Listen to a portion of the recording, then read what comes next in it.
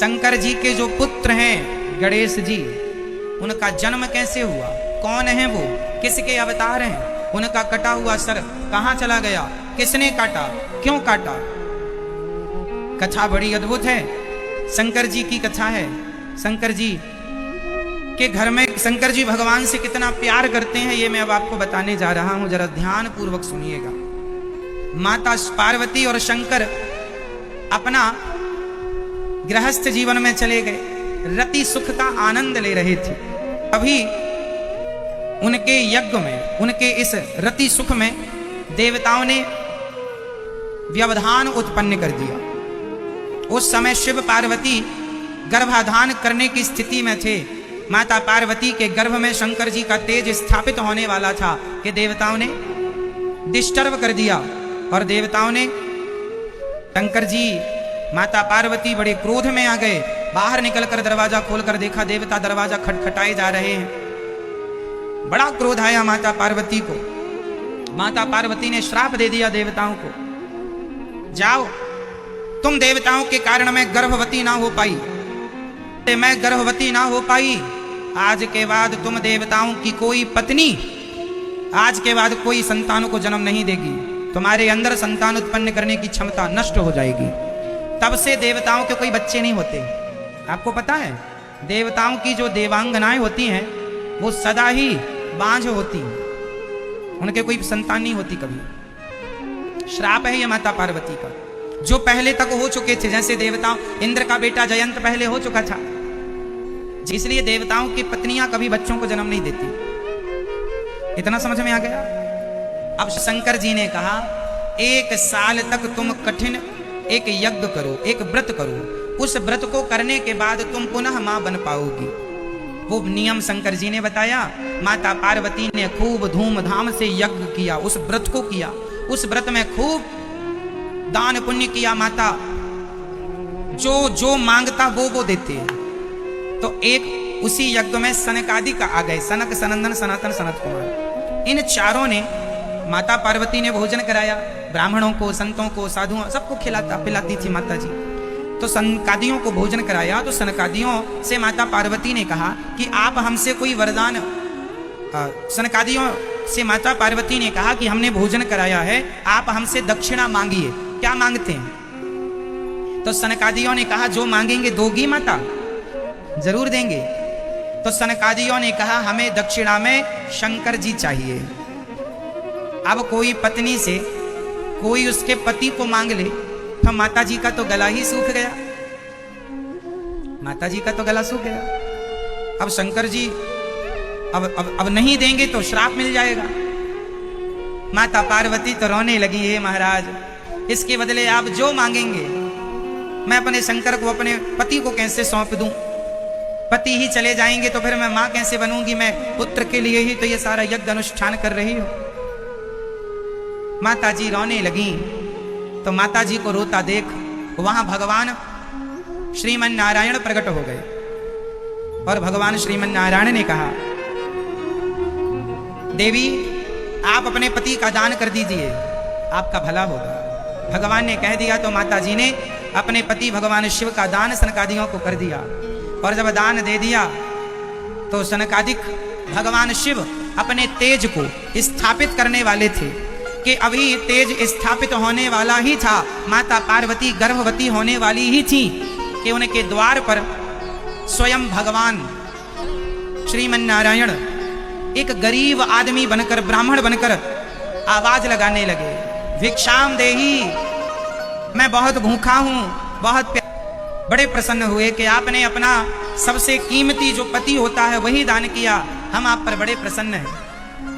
जो वरदान आप चाहती हैं, जिसकी कामना के लिए आपने ये यज्ञ अनुष्ठान किया है, निश्चित पूरा होगा।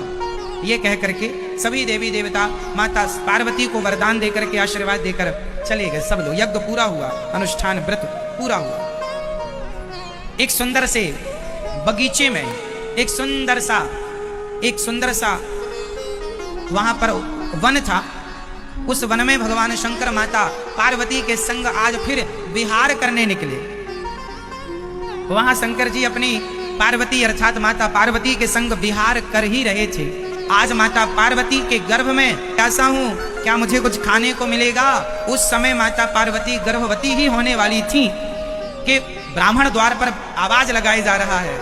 तुरंत शंकर जी उस ब्राह्मण की आवाज सुन के माता पार्वती से बोले, हम गृहस्थ हैं, द्वार पर कोई अतिथि खड़ा है।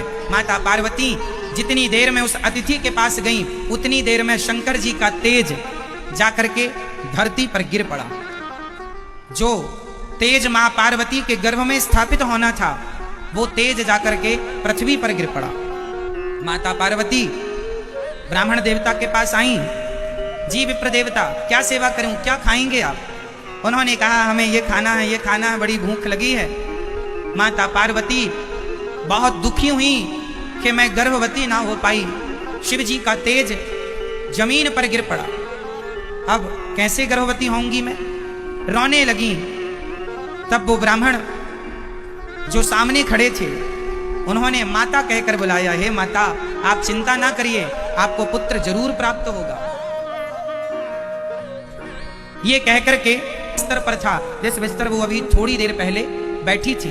अब तो माता पार्वती उस पुत्र को देखकर उनके अंदर ममता जाग गई, करुणा जाग गई, और माता पार्वती ने उस पुत्र को, वो बच्चा धीरे धीरे बोल रहा था, रो रहा था, माँ माँ माँ। तो गणेश जी ने, जो माता पार्वती का एक नाम है उमा, माता जी का एक नाम क्या है, उमा। उमा कहाँ हूं मैं अनुभव अपना। ये जो माता पार्वती जी का एक नाम उमा है, ये नाम पार्वती जी को भगवान गणेश जी ने प्रदान किया है। उमा उमा उमा, ऐसे ऊ करके रो रहे थे ना भगवान गणेश जी, ऊ करके, बच्चा कैसे रोता, ऊ करके रो रहे थे, तो उनके मुख से माँ भी निकल रहा था, माँ माँ, तो उमा उनका नाम पड़ गया। तो माता पार्वती ने बच्चे को उठाया, अपना दूध पिलाया। वो ब्राह्मण अंतर्धान हो गए, पता नहीं कहाँ चले गए। और वो ब्राह्मण कोई और नहीं, भगवान स्वयं श्रीमन नारायण थे, भगवान श्री कृष्ण थे। तुरंत वो एक सुंदर से पुत्र के रूप में, माता पार्वती जिस बिस्तर पर अभी बैठी थी, उसी पलंग पर जाकर के नन्हा सा बालक के रूप में भगवान प्रकट हो गए। जैसे यशोदा के यहाँ, जैसे देवकी के यहाँ कृष्ण भगवान प्रकट हुए थे, भय प्रकट कृपाला दीन दयाला, जैसे कौशल्या के यहाँ स्वयं राम प्रकट हुए थे, ऐसे माता पार्वती के यहाँ आज स्वयं भगवान नारायण गणेश के रूप में प्रकट हो गए। माँ, मैं आपका बेटा बनूंगा। ब्राह्मण तो गणेश के रूप में प्रकट हो गए, नन्हा सा बालक। माता जी बाहर खड़ी, तभी आकाशवाणी हुई, देवी आपको पुत्र की प्राप्ति हो गई है, आप जाओ अपने पुत्र को प्यार करो। माता पार्वती अंदर गई तो वो नन्हा सा बालक बहुत सुंदर, माता पार्वती के उसी भगवान गणेश जी का जन्म हुआ।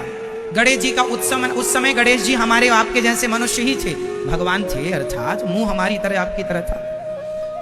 अभी उत्सव चालू हुआ, माता पार्वती माँ बन गई हैं। अच्छा, माता पार्वती ना, अब उनको ये नहीं लग रहा कि ये मेरे गर्भ से नहीं, मेरा ही बेटा है, ऐसा उन्हें माना, उनसे ही प्रकट हुआ, ऐसा उन्हें मान लिया। भगवान तो प्रकट होते हैं, गर्भ से तो आते नहीं है, भगवान अयोनी है ना, अयोनिज है। भगवान का जन्म गर्भ से नहीं होता, भगवान तो सदा प्रकट होते हैं, भय प्रकट कृपाला। हम और आप ना माँ की योनि से पैदा होते हैं, भगवान योनि से पैदा नहीं होते। भगवान का एक नाम है अयोनिजा, जो योनि से कभी पैदा ना हो वो है अयोनिज, जो योनि से कभी प्रकट नहीं होते, प्रकट होते, वो प्रकट होते हैं, भय प्रकट। शंकर जी आए, शंकर जी ने देखा, अरे देवी ये पुत्र स्वयं गणेश जी जो हैं वो साक्षात भगवान कृष्ण के अवतार ही हैं। गणेश जी साक्षात भगवान कृष्ण है, ऐसा हम मन से नहीं कह रहे हैं। आप ब्रह्म वैवर्त पुराण पढ़ लीजिएगा, किसी को देखना है तो मैं आपको दिखा सकता हूं कि ये बातें कहाँ लिखी हैं, पुराण में लिखी है। कई लोग कहते हैं ना कि माता पार्वती के मैल से उन्होंने एक गणेश जी बना, ये सब बातें झूठी हैं, ये सब गलत कथाएं समाज में प्रचारित की गई, इनका कोई और छोर नहीं है।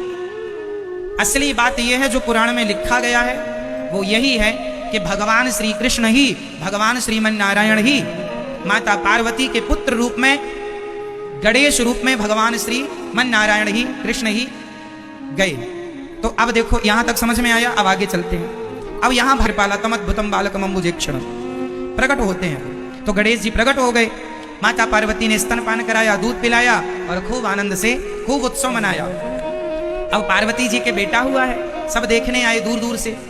तो सब देखने आए, उनमें शनि भी आए थे। अब आगे की कथा समझिएगा। कौन आया? शनि। तो शनि मुंह लटका के खड़े थे ऐसे।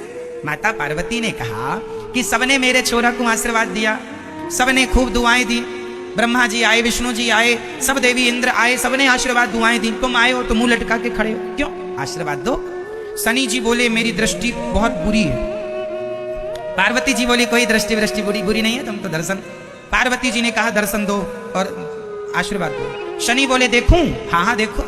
शनि की दृष्टि पड़ते ही गणेश जी का सिर धड़ से अलग हो गया। आप लोग ये सुनते हैं कि शंकर जी ने सिर काटा था। अन्य पुराणों में कहीं कहीं पर यह भी लिखा है कि शंकर जी ने सिर काटा, क्योंकि गणेश जी उस समय माता पार्वती की सेवा में थे। माता जी ने कहा था कोई अंदर ना आए, तो शंकर जी आए तो शंकर जी को भी रोका। ये भी कथा हम लोग जी पिछली बार सती थी, फिर उनका जन्म पार्वती के रूप में हुआ। इसके पहले भी माता पार्वती के कई जन्म हो चुके हैं। तो जो पिछले गणेश थे, पिछले जन्म की पार्वती के बेटे थे, उनका सिर तो शंकर जी ने काटा था। भाई अनेक कल्पों की कथाएं हैं ना। जैसे राम जी ने रावण को मारा, तो किस रावण को मारा? एक रावण प्रताप भानु नाम का रावण था, रामचरितमानस में लिखा है सब। एक रावण बना प्रताप भानु, एक रावण बना जय और विजय, एक रावण बना तुलसी के पति वृंदा जालंधर। तो जालंधर रावण हुआ, प्रताप भानु रावण हुआ, जय विजय रावण हुए। कितने रावण हो गए? 3। तो इन 3 रावणों को मारने के लिए राम जी आए, तो एक बार त्रेता युग आया, गणेश जी का जन्म होता। हर कल्प में जैसे प्रधानमंत्री 5 साल के होते हैं, हाँ या ना? प्रधानमंत्री किसी का नाम नहीं है, प्रधानमंत्री एक पद होता है 5 साल के। उसी प्रकार गणेश जी एक पद है। उस पद पर आज आप बैठे हैं तो आज आप गणेश जी बनेंगे।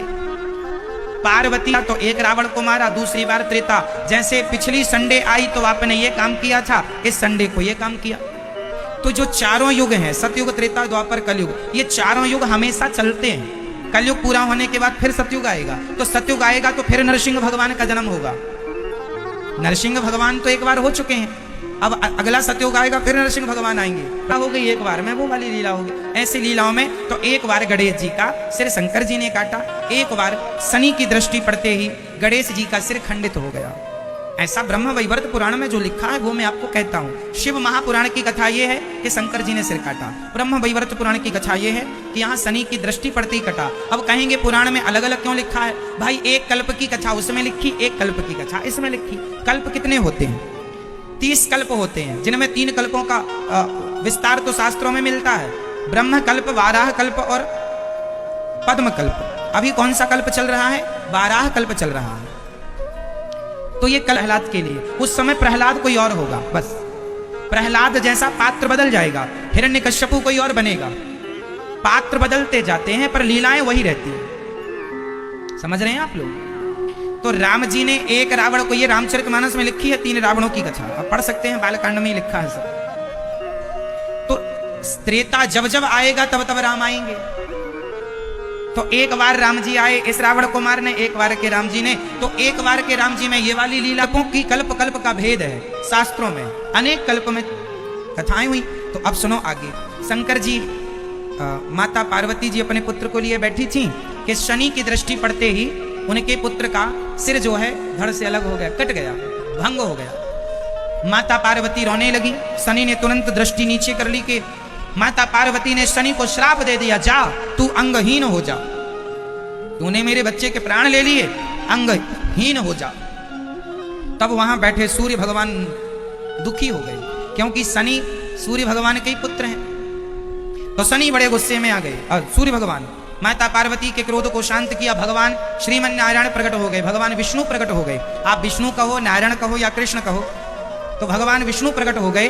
उन्होंने कहा माता पार्वती से आप क्रोध ना कीजिए देवी, और शनि को क्षमा कीजिए, इसमें शनि का दोष नहीं है। आपने कहा था कि देखो आशीर्वाद दो, वो तो नहीं देख रहा था। माता पार्वती को अपनी गलती का एहसास हुआ। माता जी ने कहा चलो तुम्हारा शरीर तो भंग नहीं होगा, पर अब तुम